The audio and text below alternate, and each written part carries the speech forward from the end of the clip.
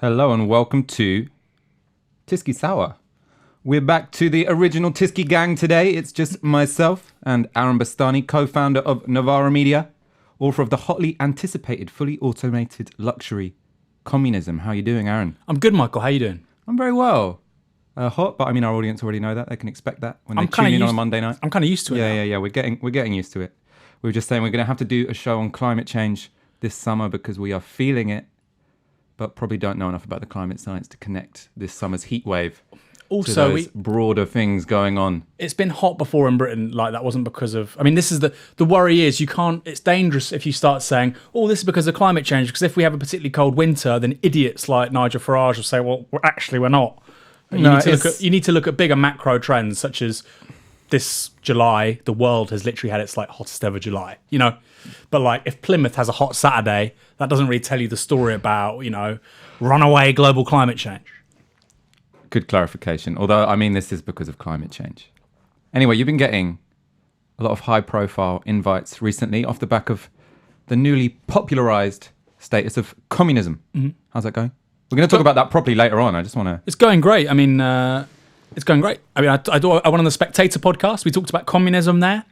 I went on with that young woman from the IEA, Kate Andrews. Market fanatic, market fundamentalist, capitalist realist. Thinks that anything that is exchange, consensual exchange is capitalism. So, is a parasitic tick that sucks blood from an elephant, is that market exchange? No, it's not. It's quite a new thing. It's about 200 years old. I went on the Daily Politics to talk about it. We talked about the T-shirt.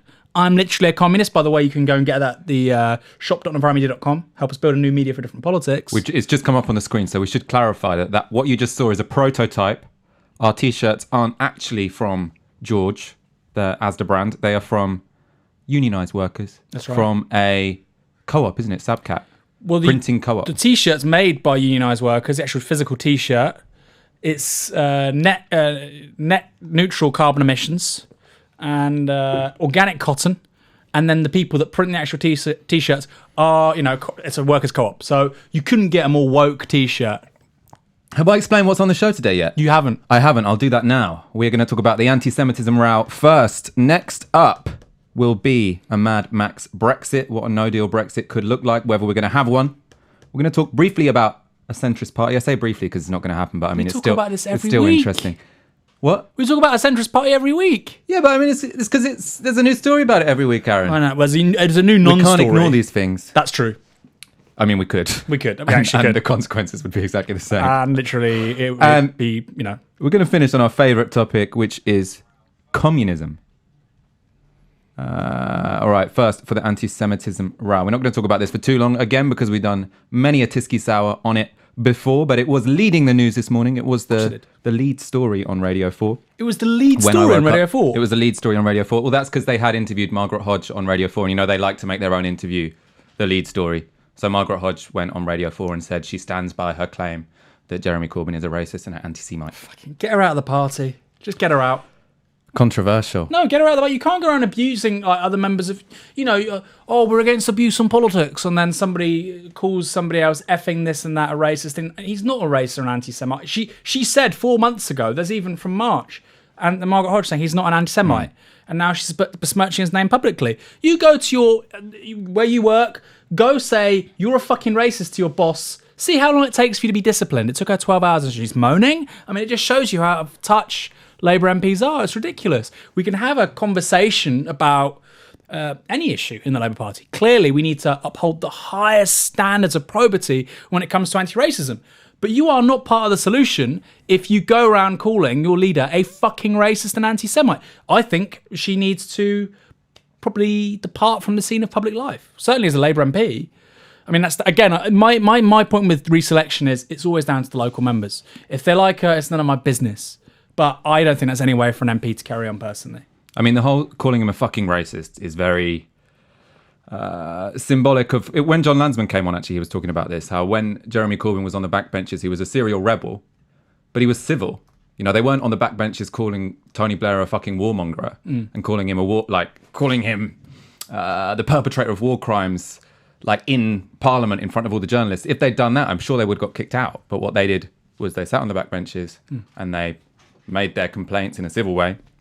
Well, can you imagine all the stuff like Margaret Hodge got involved has been, rightly criticised for certain things she was involved in a local government, very weak on child sex abuse scandals.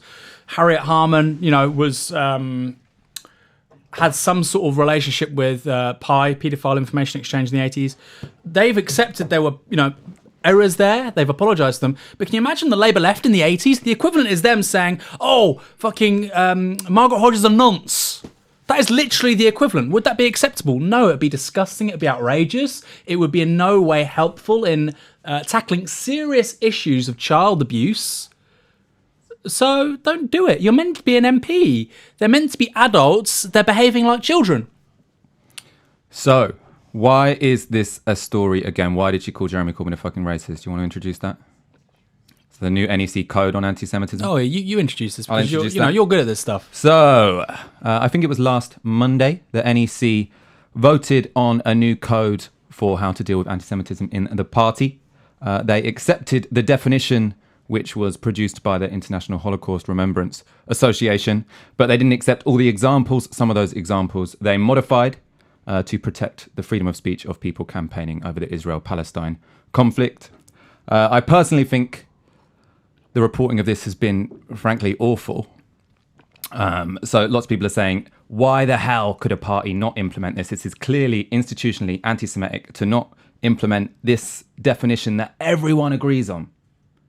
But the point is that everyone doesn't agree on it. And the people who especially don't agree on it are Palestinian activists who are worried that this is going to impinge on their ability to speak freely about their own oppression. And I think it's really important that whenever anti-Semitism comes up, we don't bring up Israel-Palestine. If it's not relevant, it shouldn't be relevant. But the whole point is what the Labour Party changed, what the Labour Party pulled out of the IHRA definitions were the things which specifically referenced Israel. So one of the examples was these guidelines say to be honest, these guidelines say it might be anti-Semitic, but we'll talk about how it's actually been used later on, and it has been used to try and stop people speaking freely about Israel-Palestine. But it says it might be anti-Semitic to say that Israel, or the creation of Israel, was a racist endeavour. What you'll see on Twitter is lots of centrist MPs saying this isn't a problem. You can still criticise the policies of the Israeli government. And that's true, you can still criticise the policies of the Israeli government under that definition. But what if you, as a Palestinian person oppressed by the Israeli state, explain those government policies within the context of ethnic nationalism? And Zionism is a form of ethnic nationalism. It's not the only form of ethnic nationalism. But what ethnic nationalism means is you think there should be self-determination of an ethnically defined people, as opposed to a people defined because of their membership of a political community. So the Scottish independence movement is probably quite a good example of a civic form of nationalism. No one's claiming that if Scotland becomes an independent country, it will be specifically for people of Scottish ethnic origin. It's a political definition of a community. And so lots of people would like the state that's currently Israel and Palestine to have a secular constitution where it's not defined ethnically, it's not defined as the Jewish state, but it could be defined as a plurinational state or a pluriethnic state, which welcomes and gives equal rights to both people of Arab and Jewish origin. If you look at what's happened to the Federal Republic of Yugoslavia since the early 1990s, that's where the word Balkanization comes from, right? It's Balkanized to a sort of a panoply of all these different little countries. There's a country called Croatia for the Croats, a country called Serbia for the Serbs, right? You had Kosovo for the Kosovars, Montenegro for the Montenegrins. Clearly, those countries, those nation states, have been set up explicitly to be the homelands of a certain subgroup of people. I would say necessarily those nation states have been set up to become the homelands of a racially bounded people, right, or an ethnically bounded people. I would say that's an inherently racist undertaking. I'd say probably you could argue that those are essentially racist states. Probably had no alternative, right? They were forged from the ruins of civil war. Is that such an outrageous thing to say? Does it mean I'm racist against Slavs or Croats or Serbs? No, not really. Is Israel, was the base of Israel racism? Arguably. The question is, was that an appropriate response to the experience for 1,000 years of European anti-Semitism, to the Holocaust? There's an argument there. You could say, well, actually, we're unique. But we agree that, yes, we should have civil states. We shouldn't have ethnically bounded states. But when you look at, and this is a plausible. It's a decent argument. When you look at the historic experience of the Jewish people in Europe for 1,000 years with the Holocaust, we uniquely deserve a homeland of our own where Jewish people are sovereign and there can be no other, we can never move to a situation where we are the minority in our own country. I don't agree with it, but it's unique. And literally that's one of the truth claims of Zionism is it's unique. So that's how they have to defend it. But the idea that if you say, and another, the converse to that is, well, that's racist. And again, that's a pretty strong argument. And it just seems to me really fucked up. I mean, of course, there's a perfectly reasonable argument to say it's a racist state. Of course there is. It's a reasonable argument to make for a bunch of states. Well, the point is it falls within the realm of legitimate political conversation. Yeah. And we shouldn't legislate against it. It's not like Holocaust denial or something, which people are trying to draw an equivalence. It's like, for instance, with the Stella Creasy tweets. She was saying that it's kind of, it's anti-Semitic if you compare Israel to apartheid. No, it's not. That's a perfectly analogous state actually to compare Israel to. It's apartheid South Africa. Well, so she claimed, but then didn't clarify. So she'd quote tweeted someone who was complaining about her appearance on the Daily Politics talking about Israeli apartheid. And she'd said that on the Daily Politics, she talked about comparisons with Nazi Germany. So I think there was a disagreement on Twitter. Stella Creasy claims that what she actually said was that comparisons to Nazi Germany are a problem. Obviously, they are a problem. Of course they are. But she didn't clarify when she was called out on what she thought about whether it's acceptable to talk about Israeli apartheid. Well, somebody said apartheid, and that's when she said, well, actually, you can't use that analog to Nazi Germany. And somebody's, what about apartheid South Africa? That's what it was being used for. It's perfectly fair. There are bus services that Jewish people can use. If you and I go to Israel, we can use them, but Palestinians can't. And they're protected literally by people with, machine guns. I mean, that is apartheid. It's like, another analog is certain states in the US before Jim Crow laws were, gotten rid of in the mid to late 1960s. It's another very strong analog. Another thing that appeared over and over again in commentary, both in the newspaper and on Twitter and on the radio and everywhere, is the idea that this is the only area of disciplinary policy where the Labour Party hasn't implemented the Macpherson idea of what racism or of how racism should be defined. So obviously the Macpherson report was created in the wake of the death of Stephen Lawrence and how the police completely fucked up that case because of institutional racism. What the Macpherson report said is that the police should treat any case where the victim feels that it was racially motivated as a racially motivated case. It didn't say they have to, it wasn't for the courts. The courts don't say it was racist if the victim said it was racist. And we can get up a tweet now from Jonathan Friedland. So what's been said over and over again is it should be Jewish people who get to define anti-Semitism. And I think absolutely it should be Jewish people who we pay the most attention to when talking about anti-Semitism. They should be given absolutely privileged weight. And obviously not all Jewish people agree, but people have quite rightly said that the mainstream Jewish organisations, the organisations that represent the body of communal opinion, and we should completely take that seriously and respect that. But given that in the definition that people like the Jewish Leadership Council are pushing the Labour Party to adopt, given that that talks about Israel, then it doesn't just concern the Jewish community. It also concerns the people who have a different claim to that contested space. So you're instantly talking about a political issue which has implications beyond that group. And there's also a logical inconsistency in it, because if you say the group who are victim to racial oppression, they get to define their own racism, then the Palestinians presumably can say it's racist to be Zionist, because they can say we've suffered decades of discrimination. We think that's because of our status as Arabs. And in this region, there is an ideology, Zionism, which wants to create a Jewish state, which means that it necessarily needs to have a Jewish majority, which means that they sort of police our population and our existence. Post 1967 means they necessarily have to be one of the most authoritarian states on earth. It's just logical. So if we took this sort of weird interpretation of the Macpherson report, which means if someone says something's racist, you have to accept it's racist, then that Palestinian gets to define that Zionism is racist. But if we accept it for the Jewish community, then we have to say calling Zionism racist is itself racist. And then you get into a sort of logical mess. It doesn't make any sense. This is where stupid identity politics can land you, right? So it's like the subject position of the person suffering a certain kind of racism, which obviously Jewish people suffer from anti-Semitism, black people suffer from racism against, Islamophobia is suffered by people who are racialized as Muslims. the idea that they are uniquely placed to determine what that is it's like super woke, and I think a lot of the left has gone down that path as well. And the point is, the role of politics is to form a set of rules and conventions which govern all of us, because we all have to live together. And that's not true. I'm half Iranian. I don't get to determine what anti-Iranian sentiment is. Often I'll even say to friends who aren't Iranian, this kind of looks racist. Am I looking at this objectively? Because I can't tell.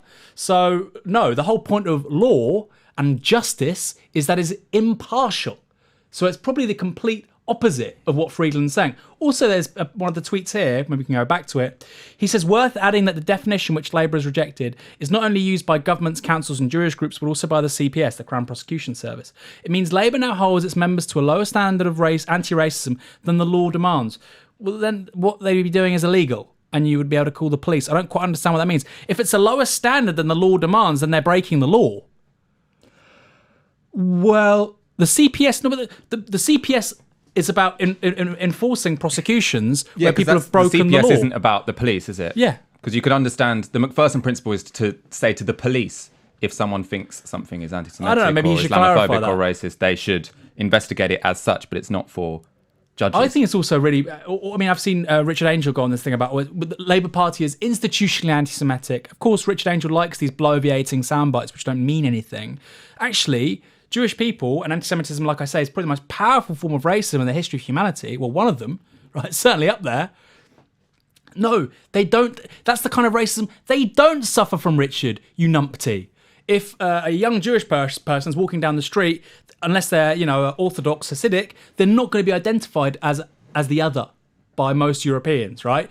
We don't have institutional discrimination against which is wonderful, against young Jewish people going into top universities, getting top jobs. They're not discriminated against in the labour market or in accessing housing or arrest rates and prosecution rates being different to anybody else. They don't suffer from institutional racism, actually. That's complete hokum. Well, the definition he'd be going on is that they are sort of Jewish people are systematically disregarded in the Labour Party. How's that the meaning of institutional racism is something quite specific. Isn't that structural racism you're talking about? I'm talking about institutional racism.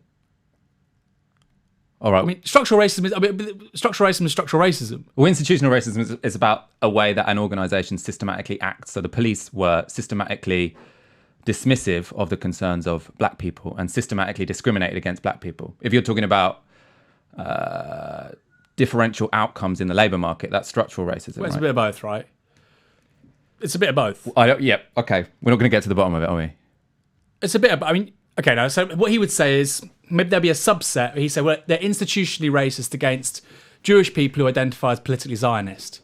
And then, but this is like an Ouroboros, a snake that's eating its tail, because the point is, well, yeah, Zionism. The other side will contest Zionism is a necessarily racist undertaking, and you wonder, really, is any amount of sort of political negotiation ever really going to play this out? I just find the whole thing fucking potty. I find it potty. I think the one argument that I've seen that I sort of I don't know enough to know whether this is true or not, but the idea that what the Labour Party were doing was quite bold and was bound to be controversial, and that they didn't lay enough groundwork with the relevant organisations to sort of give people an indication of what was going to happen and to sort of bring people in to make them feel some ownership of this new code. But at the same time, we can see how not everyone has always acted in good faith, and that they were never going to get the Jewish Labour Movement, that particular organisation, on side with any code that wasn't the IHRA definition. I mean, I've had loads of you could read it as Islamophobic racism from people in Labour. You could. Do you know what I mean? You could. I've had weird fucking tweets. If you want, yeah, they could have got different stakeholders in. I mean, they've they've got the IHRA standard. By the way, like I said, it's been completely misreported in the media. I've gone on shows and go, well, why can't they just adopt the standard? It's like, they've adopted the standard. They've not adopted the examples. The people who created the standard in the first place said they were mistaken. Chuck Ruminer, when he was overseeing this 2016 report into anti-Semitism, himself said the sort of findings of that report were we should adopt the IHRA standard, but the examples in terms of what anti-Semitism looks like probably would need a bit more nuance, right? A bit more... which is what's being proposed here, a bit more openness to interpretation around intent. Was it intended as a racist comment or an anti-Semitic comment? I mean, look, if you say the N-word, it's about intent, right? if a person of colour, a black person says the N-word, clearly when we talk about racism, it's about intent as much as reception. Yeah, but and who's saying it to who and in what context? Well, it's a bit of it's not just about intent, is it? Because I mean, you can say something or undertake an action which is racist, whether or not you wanted it to be. No, but if a Jewish person, right, who's an anti-Palestine activist, says Israel is founded upon a racist ideology, and this is a number of critics of Israel who are Labour Party members who are really at the heart of this whole thing are Jewish, right?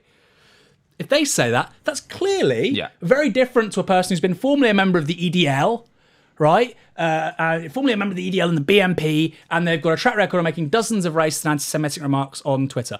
These two people can say the exact same thing. Clearly, you're not going to be charitable with one person. Yeah. You will with the other. That's why intent is very important. And that's why the examples should certainly integrate intent and context. And that's what Chuka Umunna himself said in 2016. Is Margaret Hodge calling Chuka Umunna a fucking anti-Semite? No. You have to ask yourself why. Do you think all of this is going to have an impact? Do you think, because I think the intention is basically to tar Labour as the nasty party. So I don't think many people could tell you what the particular allegations are about the Labour Party, but I think for people who are acting cynically, I know there's a lot of people acting in good faith who think that the Labour Party haven't done well enough at this, and we on the show have said that they've made plenty of mistakes. They should have kicked out Ken Livingstone earlier. Maybe they should have involved more people in this process. We don't really know enough to say, but there's definitely some people who just want to damage the current Labour leadership. Absolutely. And I think... look at the Ian McKenzie tweet, right? He explicitly said that. Yeah. They've said this. They've let their guard down and said that. Do you think there will be people who now think the Labour Party are the nasty party? The older I get, the more I realise in politics, persuasion's actually it's very hard. Most people will agree with the people they like and disagree with the people they don't like, right? And they'll hear the things they want to hear. And honestly, this conversation is not going anywhere. And people that want to get rid of anti-Semitism and racism in the Labour Party, let's be real, the people we're talking about, some of them are really great people, and they're, there's some great people I talk to on Twitter who disagree with me on this, and I have so much respect for them. You know, I went on the BBC and said that, of course, there's anti-Semitism in the Labour Party. That mural is not acceptable. But there's also there's a very small minority of people, I think, who have absolutely no interest in resolving this. And I think we should ignore them. Should we move on to a Mad Max Brexit? We are... Obviously, the story of the last fucking 2 years is about the different kind of Brexit we're going to have. Very little progress for the first 2 years, and now everything's blowing up. There were stories last week. We're going to get some front pages up about plans for a no-deal Brexit and what that would entail. Headlines included the M26 in Kent could become a lorry park. That's because they would need 10 miles of motorway to deal with the backlog from customs checks. Sick. So it takes so long for the customs guys to go through the lorries that it's going to be a 10-mile traffic jam. We could do a little business, actually. Hey, we could. Turn up with cold drinks. Well, there's climate change, right? So people are going to need more, like say, cold drinks, ice creams, choc ices. Which might be more expensive, depending. We don't know. The other story is... So one idea is that we'll have to have a 10-mile queue for everyone to get their goods checked. The other idea is that we will just stop checking food standards. So they're just going to have to wave everything through because like we don't have time to do this shit. If loads of people start dying from fucking toxic food, can you imagine? Yeah. But the wonders of the free market. It's what the people decided. That's the Brexit. The bit I didn't understand. The Brexit dividend is salmonella poisoning. The bit I didn't understand, it was at the end of an FT article, but I searched the page and I couldn't find out any explanation for it. RAF planes are going to be used to transport key medicines around the country.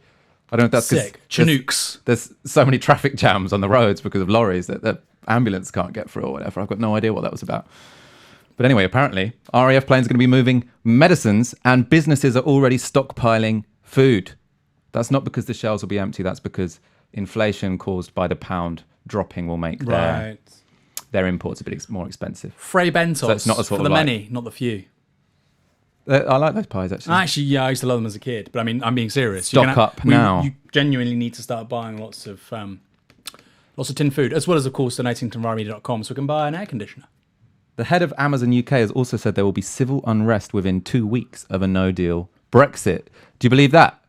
So imagine there are these traffic jams on the M26. The price of food goes up slightly. Do you think people are going to riot? Well, there's a great TED talk actually, and it talks about how complex distribution chains are for food, and obviously very, very complex national and urban infrastructures. And I can foresee a situation where you can't get food into major cities pretty quickly. Really. I remember after the London riots, there was a Sony sort of distribution centre was destroyed, and there was problems getting Sony stock to quite a lot of the southeast for like a few weeks. The nature of just-in-time distribution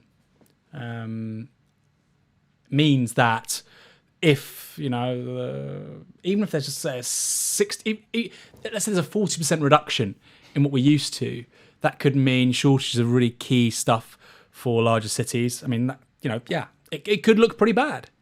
And then finally, all these fucking morons who talk about there's, and most of that's fake, by the way. In Venezuela, where there's nothing on the shelves. That's what Britain will be like. And yet still, we'll be told about the wonders of the market. And if only we could get rid of, the remnants of socialism in this country, which according to Jacob Rees-Mogg today, includes our housing market. We're going to get onto communism at the end, but I mean, food shortages in Venezuela are a bit worse than they'll be in a no-deal Brexit. They're only worse because it's a petrocurrency, and basically all domestic production of food was disincentivized because they have what's called Dutch disease. The currency was overvalued, domestic industry is destroyed. And then, yes, during a downturn, there's no domestic food production, and importing food was too costly. So, Dutch disease is when you export a raw material that makes your currency sort of overvalued, so you stop bothering to produce anything other than oil. You import everything, and then when the price of oil falls, you can't afford imports. Or you get sanctions, right? And Venezuela. A lot of Venezuela's problem is Dutch disease. I mean, go Google this. This is a known economic issue. It's called Dutch disease because it was first observed in the Netherlands. So I don't think Netherlands is fucking, a Stalinist dictatorship. Do you think it's a good idea, this no-deal Brexit preparation? I mean, I think Philip Hammond put aside £3 billion to do it. It's obviously very expensive to do this because they've got to hire the extra customs border check people. I mean, we could end up with a no-deal Brexit next year. March. Yeah. Do you think that's £3 billion well spent? I mean, all of this has been terribly spent. Nobody talks about this. Tom Kabassi said this when he was on, right? We spent £40 billion to have 20 months to prepare this. We've basically paid $2 billion a month. Oh, that's the £39 billion deal that he said they agreed to after Article 50 was right. Well, Dominic Raab is now saying that they won't pay them the £39 billion if we don't get the beginnings of a new trade deal in the works. I mean, I was thinking that the whole, the scaremongering by Amazon is kind of the same sort of thing we'd get with a Corbyn government. And this idea of sort of putting aside some money to make some proper preparation. I mean, I don't really think these preparations are proper. I think probably they're doing this because Theresa May wants to scare the public into thinking wow, this is going to be really fucked. But it's exactly what we said Syriza should have done. So what Syriza did is they went and did some negotiations. They didn't bother preparing for a no deal. But I quite like the kind of, and they were fucked. There's a weird shambolic nature to emergency provision in this country. Whenever the fire brigades go on strike in this country, they get out the green goddesses. Remember these fucking fire engines from 100 years ago? And they're the army's driving. Driven by the army. Driven by the army on these cars. You think, why have they still got these cars? These fire engines are 70 years old. Why the fuck do we still have them? And I can imagine a kind of dad's army shambolic, Well, I think that's probably exactly what people like Jacob Rees-Mogg want. I think they think it would be quite good for the nation's soul, it's sort of the Blitz spirit returning, and we'll get out all the old cars. The reality of the Blitz was that there was loads of fucking robberies, vandalism, right? There was. Was there? Yeah, there was loads. Nobody talks about it. I bought wholesale that sort of rosy golden age image of the period. Looting. What, you didn't think there was any fucking looting? Of course there was. I haven't studied the period since GCSE history, and they didn't tell us about looting. Well, there was. I'll have to look it up later. There was looting. Loads of people would go, think about it. There's bombers overhead, right? Everybody's in bomb shelters. It's a perfect time to go around fucking robbing shit. You think nobody did that? No, it makes sense. Everybody was I'm not arguing you. I believe you. Everybody was red cheeked. It was an oversight on my part to not realise that people looted in the Blitz. Everybody was red cheeked listening to Diana Dawes, whatever shit they listened to. Playing with fucking marbles. The kids playing with marbles and eating corned sparrow. No. Right? No. They were human beings like you and I, Michael, who realised, this is rational. Yes, I could die being bombed by a V2 rocket or the Luftwaffe, but equally, I could go and rob a bookmakers of thousands of pounds and never have to work ever again. I mean, come on. So this is, that's the flip side to the Blitz spirit. And what's the flip side to this? Things can look pretty nasty pretty quickly. And that's rational, quote unquote, human behaviour in those circumstances. So you're agreeing with the Amazon guy? You think civil unrest in 2 weeks? I have no idea. Potentially it could happen. We haven't modelled this stuff. Who knows? Maybe nothing will happen. I mean, the fact that, if you look at it like this, everybody was saying, the doom mongers, Project Fear. Actually, things have been going swimmingly, given Brexit, given, if you look at the level of political electoral turbulence in this country since the 2011 riots, nothing's actually happened in terms of collective action on the streets. I mean, you probably imagine we're due something, right? Surely. Well, we're in a strange position in sort of like looking towards politics in the next 9 months, in that I haven't seen a single political commentator or politician with a feasible idea of what's going to happen. All anyone can sort of point out is impossible options. And no one seems to have any kind of resolution to the current crisis that the government are in. She can either do a soft Brexit, which won't go through Parliament because she's got, now that Boris Johnson and David Davis have resigned, they're going to be sort of shouting about betrayal. It's going to be very difficult for the Tories to keep their voters, 70% of whom voted leave, if they go for this Chequers deal, which is super unpopular. A hard Brexit looks like we might have 10 miles of traffic jams on the M26 while people are checking lorries. And also, that wouldn't go through Parliament. So we're in this weird stalemate where no possible solution has a majority in Parliament. No possible solution seems to have enough consensus among the population that it won't cause major discord. People are talking seriously about the idea of having a referendum now where we have 3 different options: no deal, remain, or the Chequers deal. I mean, that would be chaos. Hey, look, here's the reality of post-Brexit Britain in terms of your choices, okay? Yeah, go on. Right? It's corned beef, it's Frey Bentos, or it's baked beans. Because we're not getting any fucking fresh food for months, motherfucker. Wake up! Wake up! Wake up! Do you think Jacob Rees-Mogg gives a fuck? He'll eat his children. He's got so many of them. So he doesn't care. Look at the guy. You don't think he gets blood transfusions? Look at him. He's nearly 50. No way that's natural. But he wouldn't need... He looks like... I think blood transfusions might do him well. I mean, blood transfusions make you look younger than you are. Yeah, that's what I'm saying. He looks young. He looks old, man. He's not that old. He looks young. He's in his 40s. I suppose he looks He's like... nearly 50. Well, he looks like a child old, doesn't it? Yeah, An old child. Well, he probably looked the same age when he was 12, right? Yeah. He looks young for his age. So you're going for no deal. You think we're going to have a no deal and we're going to have a lot of tinned food? Well, I said this on Daily Politics, and the thing is, we go back to first causes, right? What was on offer in that referendum in terms of Brexit? It's physically not deliverable.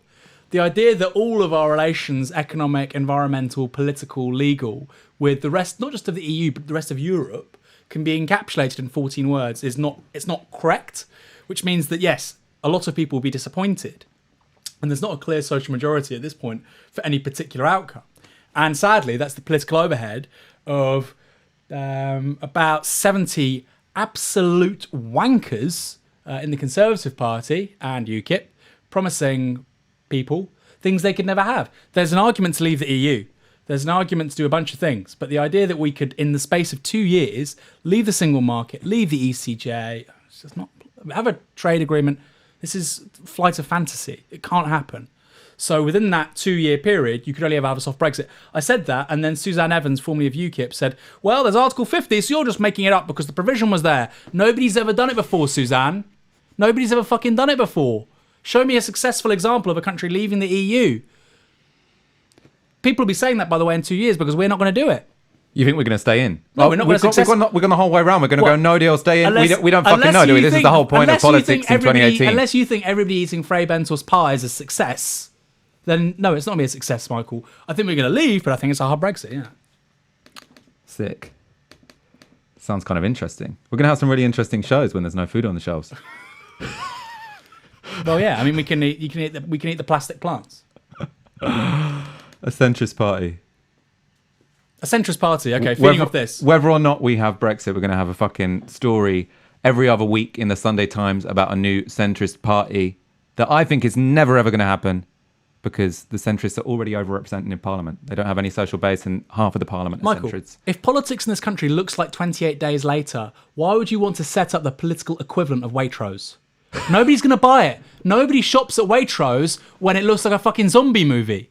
Think about it. But they're going to stop Brexit, Aaron. That's the whole point. When they stop Brexit, Waitrose stocks will shoot up.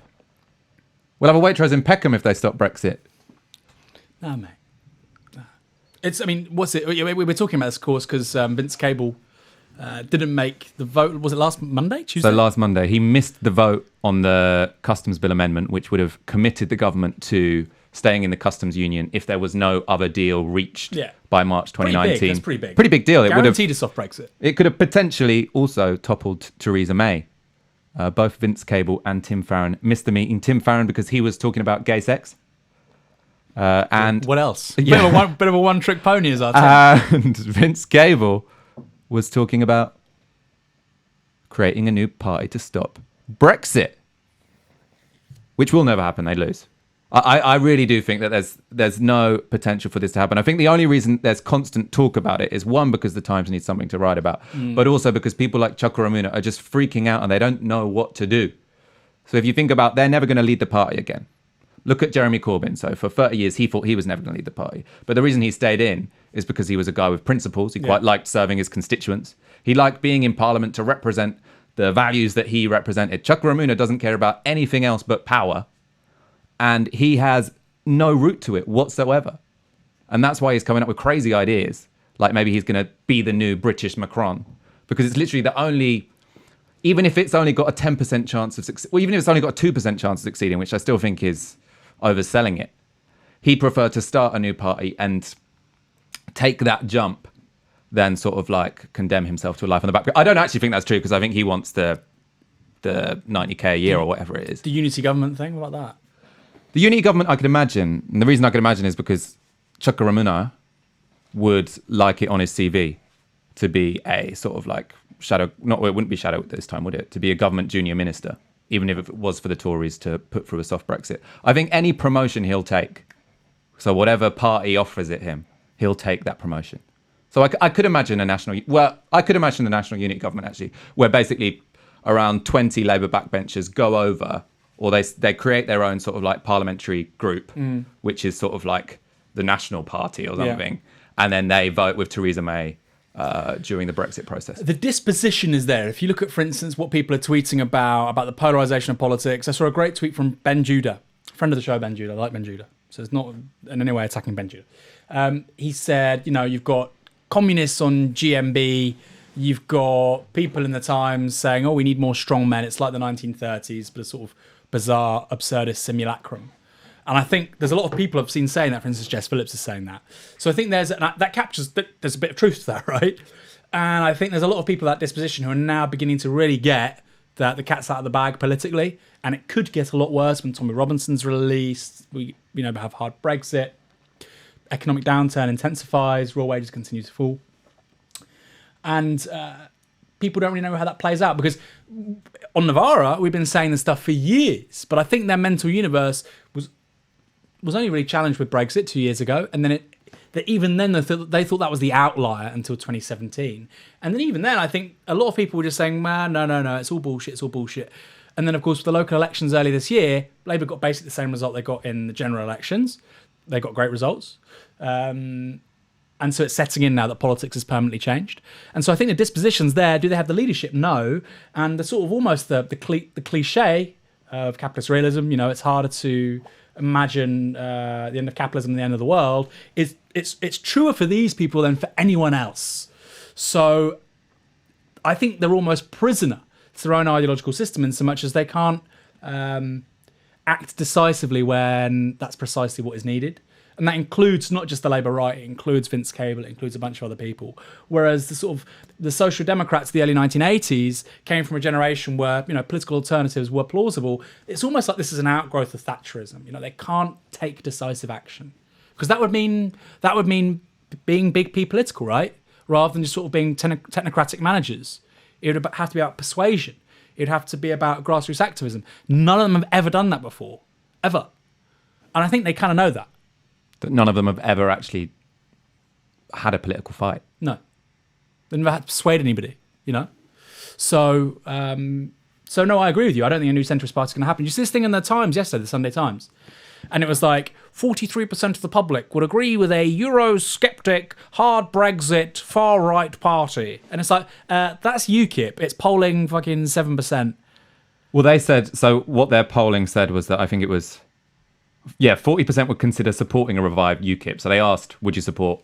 But it's weird because this question, would you consider supporting a revived UKIP? Yeah. Like, would I consider voting for the Green Party? Yeah. If a load of hypotheticals happened, but I'm definitely not going to do it at the next election unless something Would I completely consider mad voting happens. for the Green Party if Michael Walker was the head of the Green Party and promising everybody luxury communism? Hell yes, I would. Just out of loyalty, I think.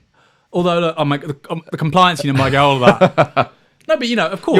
You're allowed to hypothetically campaign against the Labour Party in some parallel universe. But it's like, would you hypothetically want in an abstracted third person, world of speculatively of 15 years time, would you like a 4x4 car? Maybe. I mean, what does that mean? In the real world, UKIP are polling 7%, and it was similar data around a Remain party, right, would also do quite well. In the real world, the Lib Dems, they got 4 more seats in the last general election. They got a slightly lower share of the vote. That's the real world. UKIP and the Lib Dems aren't doing very well. In the real world, the two major parties massively consolidated their vote. The Tories had their best election since 1987. Labour increased their share of the vote more than any other party since 1945. So stick your bullshit polls up your arse. We've actually got some really good data about what's happening in politics, and it's polarising. And at the moment, that polarisation is remaining within the confines of the main two parties. And we know by virtue of the British electoral system that will probably continue. The most dangerous thing for Britain is for a hard right takeover of the Conservatives. If fascism ever comes to this country, that's what it will look like. Or a military coup. But the idea there'll be a new political party to the right of the Conservatives who will then gain the ascendance, no. Implausible. If we had proportional representation, yes. Could happen. But, yeah. I mean, centrists in charge of the Labour Party could get 30%. The hard right in charge of the Tory Party could get quite a high percentage, but no one votes for third parties. I do think that's why these. Do you think the hard right? I only think the hard right of the Conservative Party could get a high percentage if they allied economic redistribution with racism. Trumpism. If they did Trumpism in Britain. But they're Thatcherites. They're proper Thatcherites. Well, so with the Republicans. I mean, these things can change. People will. It's a bit different. Transform their. It's a bit sort different. of commitments very quickly in politics. The US is the global hegemon. The US can go to China or they can go to Europe, and Trump can say, I want you to spend more on military spending because that means more money for US defense contractors. Because the US is a global power. It ensures the safety of the EU, basically. What does Britain do? PM Jacob Rees-Mogg goes to Germany and go, spend more of your money on buying fucking digestive biscuits. We wouldn't do very well in trade war, would we? It's ridiculous. What are we going to stop exporting?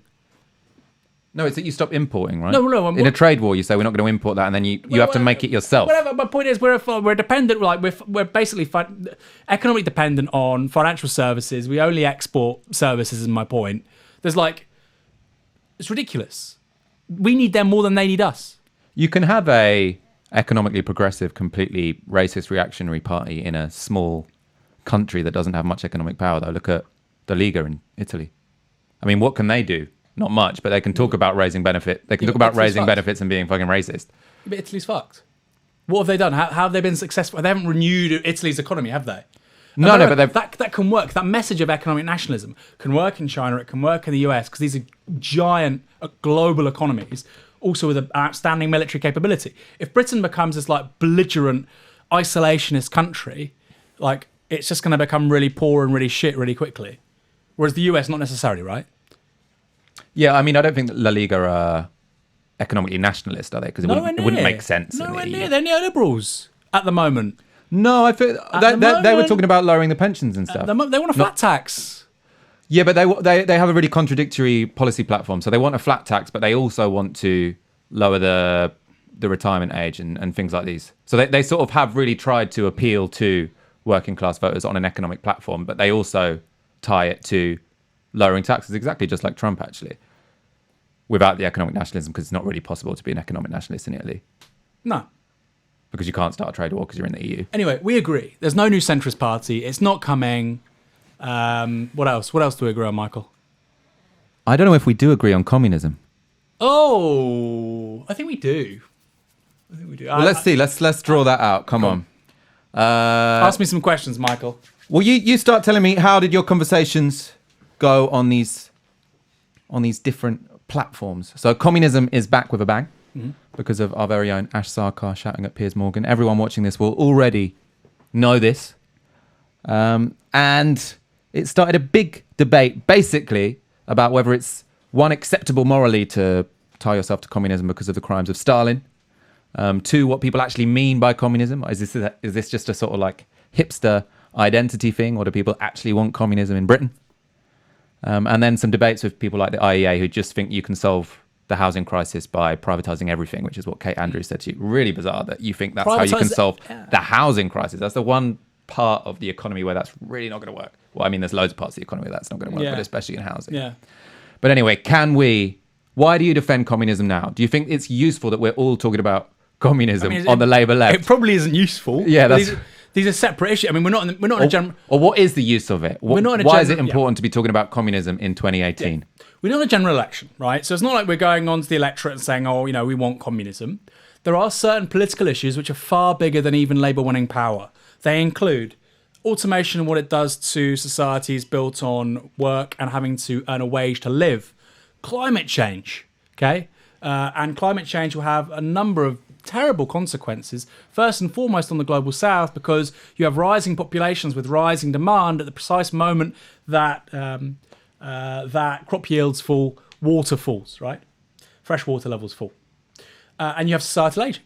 We have birth rates fall, increased longevity.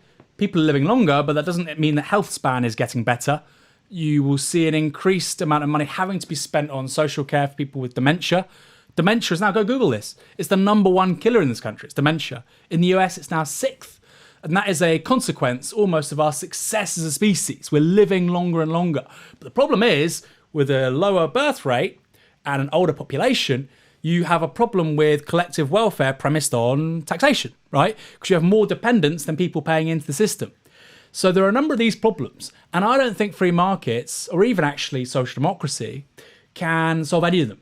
And so when I talk about fully automated luxury communism, it's born of a recognition of these crises, bigger even than the crisis we're having of neoliberalism in the last 10 years, and of a secondary recognition, which is that capitalism has become so productive in the last 40 to 50 years. I believe we've entered a new moment where it's forming the foundations for a mode of production beyond it. Just as capitalism came out of feudalism, right? You see mercantile capitalism with Genoese, with the Venetian Empire. Giovanni Arrighi talks about this. And then hegemony from them goes to the Netherlands and to the UK. And certain features of capitalism, developed financial sector, affluent bourgeoisie, or mercantile bourgeoisie, the weakening of clerical power, the creation of a rural proletariat in this country, people who, thrown off the land because of enclosures, had to go and sell their labour on a market. They had to, they had no choice. That creates, ever so slowly, capitalism. And then the icing on the cake is, of course, steam power, coal, the Industrial Revolution. We have a new mode of production. Now, I believe we're in the first decades of transitioning to a new mode of production. It might take 200 years. I'm not Nostradamus. But I think that we're going to see... Go on, you're interrupted. So do you think the communist experiments of the 20th century were too early? Do you think they were before their time? So if you look at the state... I've asked you this before, I think. Would you have been a communist? Or do you think it was the correct position to be a communist in 1920? So obviously what people were debating in Russia in the 1910s was whether Russia was ready for communism, because they thought you have to have industrial capitalism before you have communism. Yeah. They looked at Germany and thought Germany looks more ripe for communism than Russia. So the Mensheviks are saying we have to get to the stage of Germany before we go to communism. I'd agree with that. No, but what I'm going to ask is, do you think they got that wrong as well? So even Germany in 1920 wasn't ready for communism. No. Germany is only ready for communism in about 2030 or 2040. It was ready for state socialism. I mean, Marx talks about this in Capital Volume 3. It was ready for a profoundly more egalitarian version of what we had, but you still have work, you still have production for exchange. But what do you mean by state socialism? You still have scarcity. So you still have scarcity. You still have work. You still have jobs. There's still labour is still a major component in production. Human labour time. No, but I mean compared to. So if we're talking about the political system in Germany, I'm going to tell you. Right. Like, human labour time is still an overwhelming part of the system. The reproduction of the system is still premised on people consuming the goods and services they make through the wages they earn while making them. The point is, you can have a variety of political systems, some more socially just than others. So I would say that, yes, radical social democracy in the 1970s probably was the best, the Minor Plan, etc., was probably the most socially just politics we could have adopted in the last century. Communism was an impossibility. I believe it's contingent on certain technologies which are now coming into view. They weren't there in the 20th century. And I like the analogue of talking about the rise of Protestantism in the Reformation. I've said it a few times. In the 15th century, you have John Wycliffe. I mistakenly called him, he wasn't a Protestant because, of course, Protestantism comes later. He was a dissenting priest. He was against the papacy. He translated bits of the New Testament into English. His religious thinking was very similar to Martin Luther a century later, but we've heard about Martin Luther. We've never heard about John Wycliffe because in between the two, we get the printing press. And the printing press is the disruptive technology which makes Reformation Protestantism possible. So Martin Luther, I think on the 31st of October, 1517, I know that's the right date, I don't know if it's the right year, he pins his 95 Theses onto the cathedrals at Württemberg, right? Württemberg, I don't know. And he does this is a scholarly disputation, right? His intention is to basically raise issues around what were called indulgences. Basically, people could give money to the Catholic Church and it absolved them of sin, right? It was a way of the Catholic Church raising money. He thought this was terrible, this is heretical, this isn't what is, in the Bible. And that was a disputation between people in Latin, handwritten. Now, within just a couple of weeks, he doesn't know this, it's printed into vernacular German and it's being distributed across the country. And I think within 10 years, you have, 1.7 million printed editions of his works in Latin and German, distributed across Germany. Now, that wasn't Martin Luther's intention. His intention was very similar to that of John Wycliffe. So why do we talk about Luther and not Wycliffe in discussions of the Reformation? Because of technological change. A technology was present in the early 1500s, which wasn't there in the early 1400s. And I think it's a similar story now with communism or post-scarcity economics. We are now moving into a moment where we've already got post-scarcity information, zero marginal cost information. I believe similar tendencies will be increasingly evident in labour with full automation, with energy, as we have permanently deflationary tendencies with renewable energies, resources, a bunch of other areas. So my central point is that the price mechanism will no longer work. Capitalism will maintain itself increasingly not by growth, but by creating new use values, which it did for a long time, but by imposing scarcity amid abundance, right? Which means that we now need to create a political utopia fit to our times. I think communism captures that. I suppose the point, sort of like to push down on what I think is some of the confusion. So you can talk about communism as a social scientist and you can sort of say, I saw the transition from feudalism to, well, you didn't personally, but I've studied the transition from feudalism to capitalism. I think a similar transition is happening now. And then you have communism as a political project, which was adopted by many people in the 20th century who wanted to, in the here and now, in that particular moment, try and abolish private property and implement state socialism via the state. Tending to be without a liberal democracy. And I suppose the question that people will be asking you is when you call yourself a communist now, are you associating yourself with those regimes and that project in the 20th century? And what's not good enough for me is to just say but it wouldn't be like Stalin, it'd be like communism but super democratic. It's I don't say that. I've never heard you say that. So it's like, why did, in that period, in that moment, communism create what it did? I think that's because I think that's because you still had scarcity, and so you have a state which has to suppress markets in a situation where you have scarcity. The sort of tendency, the drive to want to exchange is going to be present. You end up with black markets if you sort of have the state trying to suppress exchange, and then that's when you end up with really high levels of corruption and quite a lot of stagnation. So You're I also think getting communism was a bad political and economic you- model in the 20th the century. two most corrupt nations I mean, on it's earth. relative to other political systems. but- The two most corrupt nations on earth today, in terms of, and this is like publicly available in terms of corruption indexes. Two of the most corrupt nations on earth, the highest growing capitalist economies, India and China. So the idea there's more corruption, Italy and Greece, to the best performing economies in the 60s and 70s and 80s, both very corrupt. So corruption can be a feature of communism. It can be a feature of free market capitalism. I don't think that's necessarily true. What I would say is the last 150 years have seen the rise of centralized state bureaucracies, and we can talk about it's a great example. People talk about the French Revolution, and the French Revolution, and it's the shift to a centralized French state. I can't remember who talks about this. Makes possible the Holocaust, right? They're not blaming Diderot and then even Napoleon Bonaparte or the Rousseau or I can't think of Robespierre for the Shoah. What they're saying is that the germ of this idea of an all-powerful sovereign nation state with the technology of a state bureaucracy, which can do mass conscription, mass taxation, can really dominate the lives of its citizens, right? Again, I return to the fact that this is a social fact premised on certain technologies. You have to have certain forms of communication, certain forms of transportation, certain forms of regulation, taxation, to have a state bureaucracy like that. So in the last 200 years, yes, we've seen lots of nation states like that. Yes, some of them have been communist. Some of them have also been, feudalist. Tsarist Russia wasn't great. I don't think that's because of, I'm not going to blame the weird fusion it had of market capitalism and feudalism.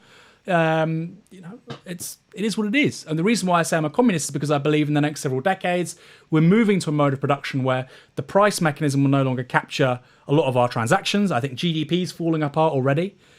The criticism of GDP for decades has been, well, it doesn't measure all the valuable stuff in the world, the Robert Kennedy criticism, right? But increasingly we find actually there's the great line, you see the information revolution everywhere but the growth statistics. And I think increasingly it's not going to be able to measure all of the use values created by this new mode of production. So we're going to need something to replace GDP. We're going to need something to replace forms of exchange at the moment that go through the market. I think the state will probably have to administer a lot of them because of market failure. That's why I call myself a communist. What do you think the political system is going to look like in fully automated luxury communism? Obviously, communism in the 20th century was associated with a critique of liberal democracy and replacing it with workers' democracy, which always ended up being a one-party state. Do you have a particular commitment to liberal democracy and fully automated luxury communism, or are you relative about these things? So I saw some bozo on Twitter saying, it's all sort of pie in the sky, abstract thinking. He's probably got no substantive policies about how we go from A to B. And I do, actually. So you would want to have municipal protectionism. We need to transition, and the Preston model is a great way of doing that. Mm-hmm. We need to leverage public spending to begin to grow the worker-led economy. We need to finance worker-owned business and co-ops. We need to socialise large swathes of finance to do this. There's a great book written in 1989 by two dissident Polish economists, and it's called From Markets to Marx. And basically they say we don't want the state to control all industry. We want worker-owned businesses, but what we'll need to do that is to socialise finance. And we'll have to socialise capital markets. And so that's what I'm thinking. We have the beginnings of, the Gosplan in Soviet Russia was this central agency, centrally planned economy. And people say, we have a free market. Britain's not a centrally planned economy. Then why do we have the Bank of England? Why does it have inflation targets? Why does it have the base rate of interest?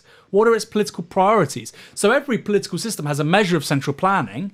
It's about how much, who's prioritised, and in whose interests. I would say we should have central bank planning. I'm not one of these people that's like, end the Fed. The system's rigged. Yeah, let's rig the system for ordinary people.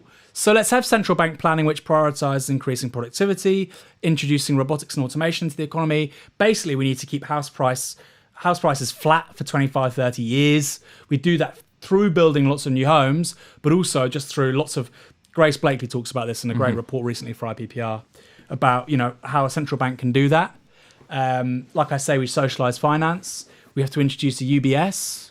I mean, this is all policy, though, isn't it? Because I think This is all policy. The negative reaction to communism from the 20th century is generally less about the economics. Well, I mean, the economic system is portrayed as inefficient as a developmental strategy. It's often been more successful than the alternatives, but it's based on central planning and targets instead of development and industrialization happening through purely market mechanisms, never purely market mechanisms, but predominantly market mechanisms. And I feel like probably lots of people are pretty indifferent about which one of those is your developmental strategy. But the association people have with 20th century communism is that you don't have liberal democracy. You have a different kind of democracy. I mean, I see communism as the completion of the liberal project. And I know that's going to trigger a lot of Stalinists. But I saw Ash Sarkar, she gave her definition of communism. That upset a lot of people. But actually, the point is, liberal ends... The idea that the individual, I agree with this, the individual is uniquely placed to determine what makes them happy and how they want to live their lives. To achieve liberal ends, you need socialist means, right? For everybody else to be able to do that, you probably have to have a bunch of UBS, housing, education, healthcare, transport, taken out of commodity circulation, right? You probably need to make people's reproduction be able to live their lives. You probably need to withdraw it from the wage relation. Mm-hmm. They probably shouldn't. If you want that liberal end, then people shouldn't have to sell their labour in order to live. So I think actually the liberal ends, people like J.S. Mill, in terms of what they view as the good life, actually you can't do that with market capitalism. You can't do it. So that's what I would say. And FDR talked about this in 1940. He talked about a second Bill of Rights. And he said we had our first Bill of Rights. It was legal, it was political, freedom of association, freedom of the press, the founding fathers. What we need now is a second Bill of Rights, because just as this emerged from feudalism, tyrannical feudalism, we need to emerge from tyrannical industrial society with a second Bill of Rights. And he had a great quote, although it was gendered. He said, "Necessitous men are not free men." Right. So if you are living in a necessitous situation, if you're dependent on other people, as a labourer is on a capitalist, you are not free. As a result, he thought that basically FDR was talking about UBS. So everybody should have the right to housing, work, education, healthcare, etc. And that's what UBS is. And we're talking about microcosms of socialism within capitalism. The NHS is a great example, right? Elements of it. Free at the point of use, universal. And it's just about applying that to ever more aspects of the economy. And at the same time, that's a solution to crises like aging, climate change, automation. So that's why I'm a communist.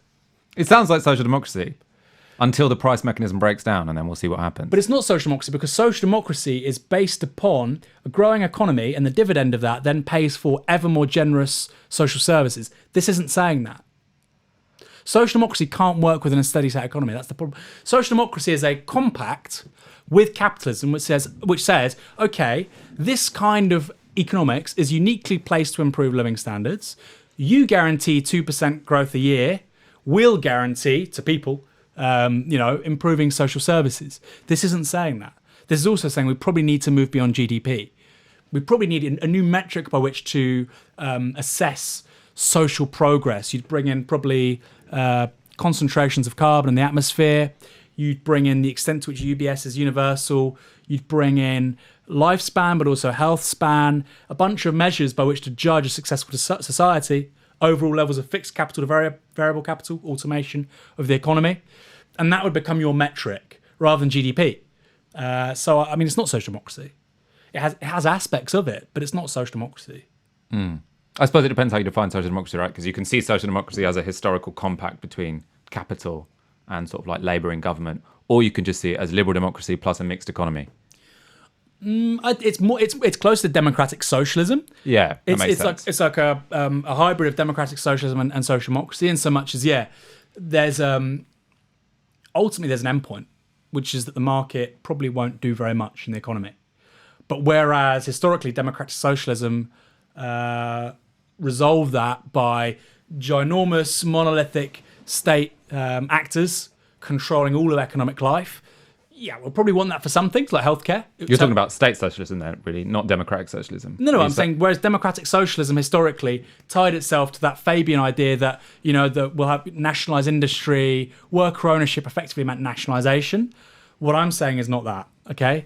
Yes, we'll want some things which are nationally owned like healthcare, because of single payer. It's the most efficient way of doing healthcare, right?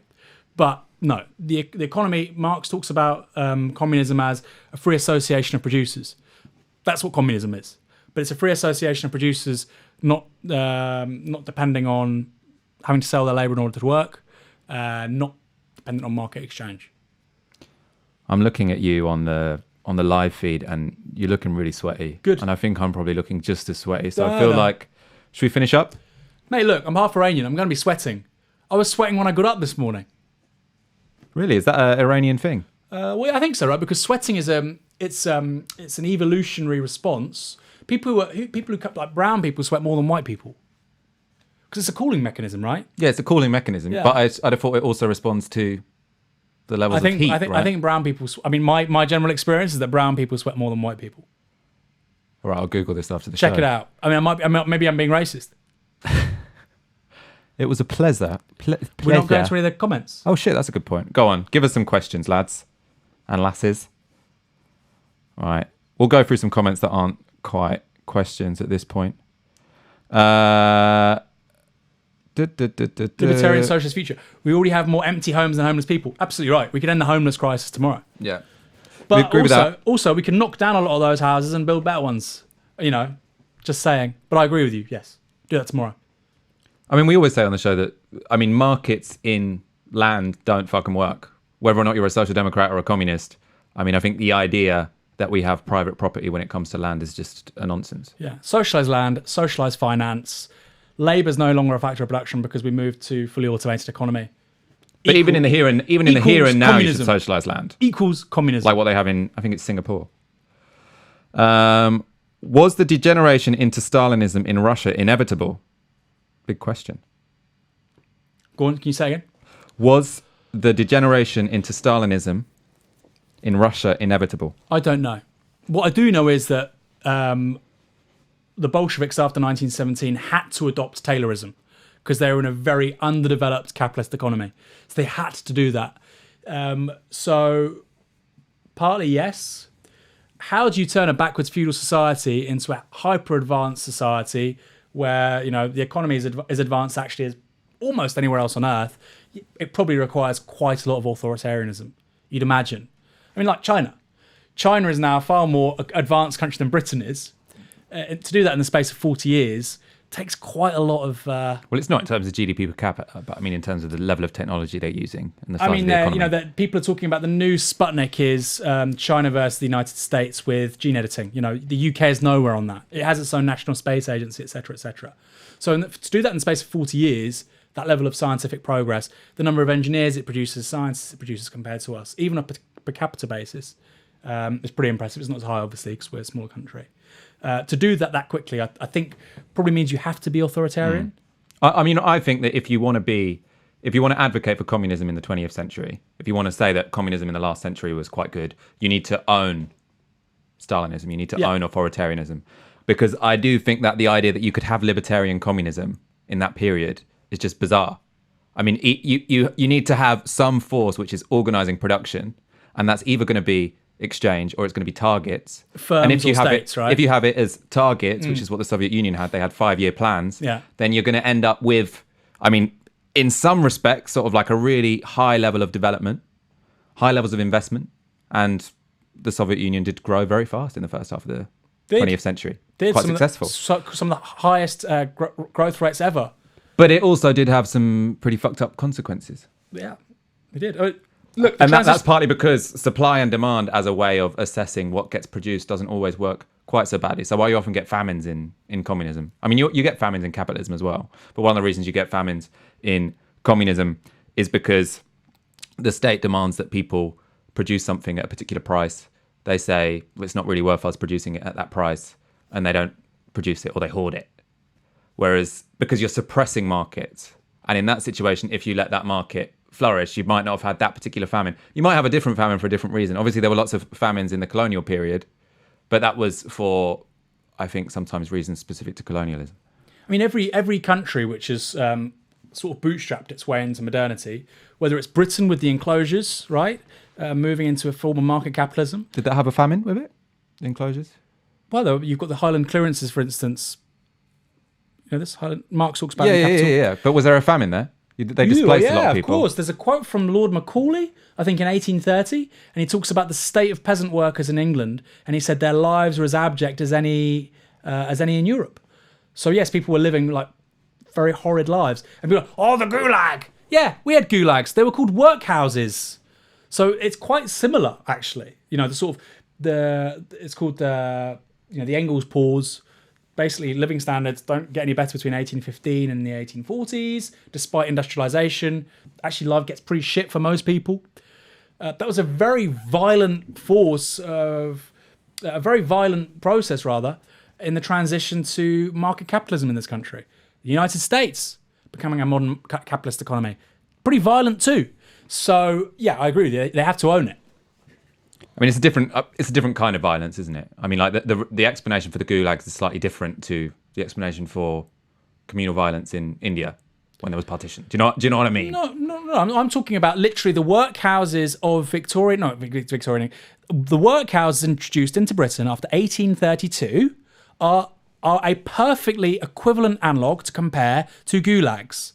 If you couldn't work, you had to go to the workhouse because they got rid of the poor laws, they got rid of state intervention, and they created a mechanism whereby everybody had to sell their labour to live. This was about creating capitalism, and it meant gulags, aka the workhouse. Exactly the same. Oh, this is a really speculative question. I don't think we're going to know the answer, but let's say if say the German Revolution and possibly a wider revolution in the more industrialized countries had succeeded in the years following World War I, would we have seen a pan-European Stalinism? I think probably yeah. Repeat that. So if say the German Revolution and possibly a wider revolution in the more industrialized countries had succeeded in the years following World War I, would we have seen a pan-European Stalinism? For sure. Yeah. Or even worse, like let's say Trotsky wins.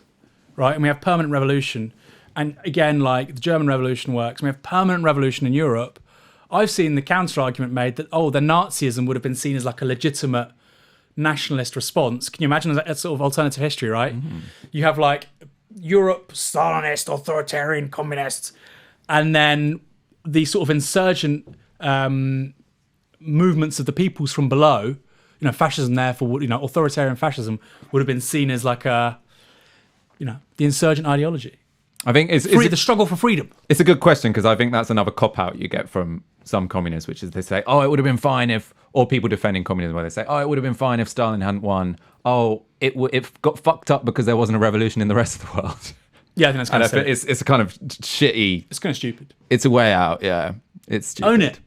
Own it. You've got to own it. Let's look what we're going to go for next. There are lots of people asking will we have to clean our rooms in communism and what will happen to Jordan Peterson if we transition to communism. I don't know if we have any particular policy on him, do we? Jordan Peterson? Yeah. In communism, I mean. Obviously, we as individuals have a position about Jordan Peterson. We'd re-educate him, right? I mean, he'd have to watch Novara media. Yeah, everyone would, obviously. He'd be re-educated. He'd have to watch that fully automated luxury communism video, which you can see on the YouTube channel, over and over again. Until he learned the truth. No, I'm joking. I presume public education would be so good under communism that they wouldn't employ idiots like him. Will there be incels in communism? I reckon we'd have like really fucking good sex education, whereby people sort of learnt how to build decent relationships so they didn't end up blaming their lack of sex on the opposite sex. See, this is where I disagree with a lot of the left. Anti-capitalism is about eliminating economic exploitation. Exploitation and power aren't the same thing. Clearly, we want to get rid of exploitation and we want to get rid of like forms of domination, right? With race, with gender, yada, yada, yada. But they're related as well, right? Because power overlaps with exploitation. I can imagine a world without the forms of economic exploitation we currently have. Can I imagine a world without power relations where people don't feel envy and pride and malice? No, I don't. I don't think capitalism is human nature, but I do think these other things are human nature. Yeah, because we can look back at societies like anthropologists, different times, different places, they have these things, but they don't all have the price mechanism of market exchange and labour markets like we do, yada, yada, yada. So there will still be forms of suffering under communism, personal suffering, anguish. Maybe that would be the biggest problem of them all. John Maynard Keynes, Economic Possibilities for Our Grandchildren, 1930. He says, once we have solved the economic question of scarcity, men, women will be beset by their permanent problem. What it means to live wisely, agreeably, and well. So maybe we'd have communism post-scarcity and everybody be fucking depressed. I don't know. Maybe that's worse. I think the incels' explanation of their involuntary celibacy isn't economic either. You read some sort of like funky arguments about economic inequality. I don't give a fuck about incels. Where you have, where they say people on low incomes find it harder to get a wife, and then if you allow for the system where you have more than one wife, what's that called? Polygamy? Bigamy. No, I suppose bigamy is probably two, isn't it? And polygamy's... I think bigamy and polygamy are the same thing. I think bigamy is like two wives, right? Or two husbands. So if you're allowed more than one wife, then rich people end up with lots of wives and poor guys end up... Yeah, polygamy... single. Sorry, you're right. Polygamy is like societies where you're allowed lots of them. Bigamy is where, he's a bigamist, because it's a society which only allows monogamy and they've got more than one. But that's not what incels are talking about anyway. I think the incel ideology is the idea that some people are hot and strong and they're not. They're too nice. Give me a break. And so they don't get to have sex. This is like... But I think the weird incels? social structure that leads to these people having these weird, funky beliefs, hopefully we'd get rid of in a more decent society. We don't actually need communism to get rid of incels. We could just have... Just go work out. Go work out. If you're not strong, go fucking work out. It's really easy. You have like ATP in your body. You have hormones in your body. It means your muscles will grow. Just go work out. I think a lot of these... I suppose they might go to the gym and start a meaningful relationship and end up being like less fucking weirdo cranks on the internet. Just go work out. You don't need communism for that shit. It's true. And you also can't blame capitalism for your voluntary celibacy. This thing like where... I've only realised it in the last few years, and I sort of younger female friends I talk about this too. Just because a man is unattractive and he's got nothing going for him doesn't mean he's a nice person. That's not how life works. It's not like, oh, they have more of this thing, so that means they must have less of this thing, right? Do you know what I mean? Who thinks that, though? There's lots of people that think like that. Oh, this person's really good looking. They must be a bitch. Yeah, no, but hot people are a little bit I don't think that's true. meaner. I don't think that's true. There is a lot... It's not quite I don't think that's true. It's not quite that they're meaner, but they're more likely to fuck you over if you date them. I know lots of people who prefer to date people who are kind of average looking because they're less likely to fuck them around. But then the average looking people can be the most arrogant because the most people pursuing them because everybody thinks, oh, 7 out of 10, I can do that. And then they have the most demand. So it doesn't make any sense. And do you watch Love Island? You don't watch Love Island, do you? I don't watch fucking Love Island. Because on Love Island, the ones like the hottest ones who are always looking for the hottest one. Yeah, but that's Love Island, Michael. That's not not the real world. But it is a lot like the real world, Aaron. Hot people are a bit meaner. But No. And they get away with it because they're hot. Look. It's like Nietzsche on resentment, right? So it's the idea that you turn a point of weakness and vulnerability into a point of strength. Eric Fromm talks about this in The Fear of Freedom. And so what they do is they say, well, actually, this thing, which is really fucked up and a point of anguish for me, I transvaluate it, as Nietzsche would call it, into actually something good and pure. And this suffering was for a reason, to make me a better person than this other person. No. The suffering was for no reason whatsoever. It was completely morally neutral. You were born less attractive than this person. Deal with it. Go to the gym. Have a nice haircut. Wear some nice clothes. Maybe with a bit of luck, a bit of personality, some good jokes, you'll be better than this person. That shit thing in your life, it doesn't give you some moral worth. It's just shit. I'd love to be 6'3" and not age and have beautiful teeth. When I was 13, somebody punched me in a rugby match and they're fucked up. Okay, that's life. Deal with it. Night Stark has asked if under communism all gyms will be free. They should be free already. I mean, we only need social democracy to have free gyms and free swimming pools for everyone. I think that should be in the next Labour manifesto. Yeah, no, we need to nationalise Pure Gym. Yeah. Fully automated already, right? It is fully automated, yeah. It's fully automated already. We're there. It wouldn't cost much to run. We're there. A Pure Gym and a pub on every corner. Can you imagine? I'm just.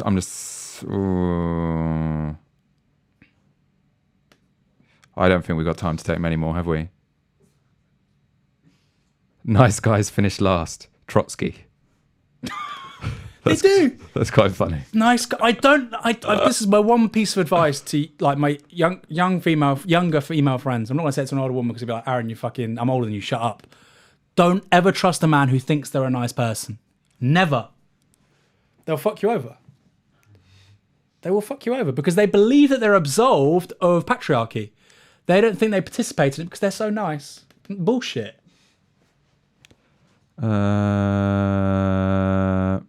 Someone keeps asking, are there stripper heels in communism? I've got no idea what that means. What the fuck are you talking about? What's a stripper heel? We don't know what that means.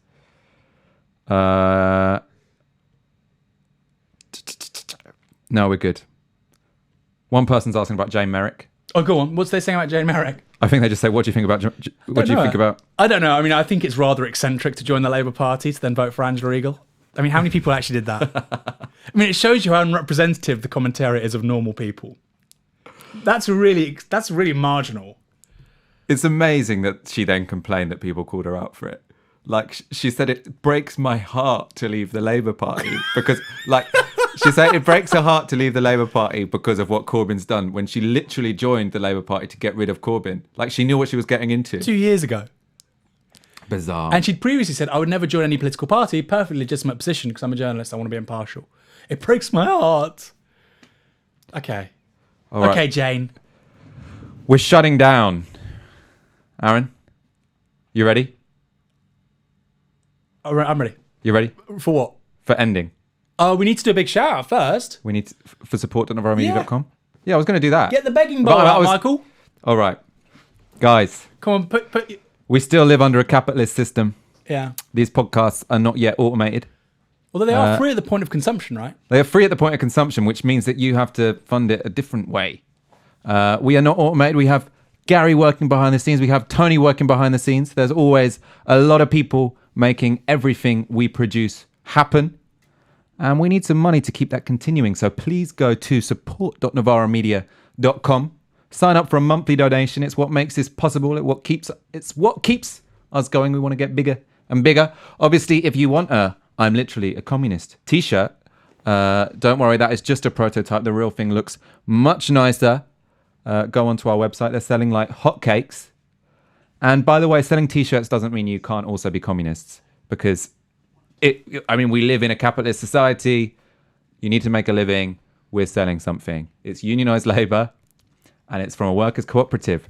So all this shit is, it's bizarre, isn't it? It is bizarre. People who say it's pretty capitalist to sell a t-shirt. Is it capitalist to buy food? I mean, what do you want me to do? Well, I saw a great tweet, and then and the person was saying, you're tweeting this on a phone which uses satellites to send signals from A to B, developed under communism. Curious. It's like, nobody fucking says that because they're not dicks. Shut up. We live in a system of market exchange. We want to reproduce an organisation in a capitalist economy. We're going to have to sell shit sometimes. But look, it's a great T-shirt. It's a really good T-shirt. People all over the world are ordering it. It's a movement.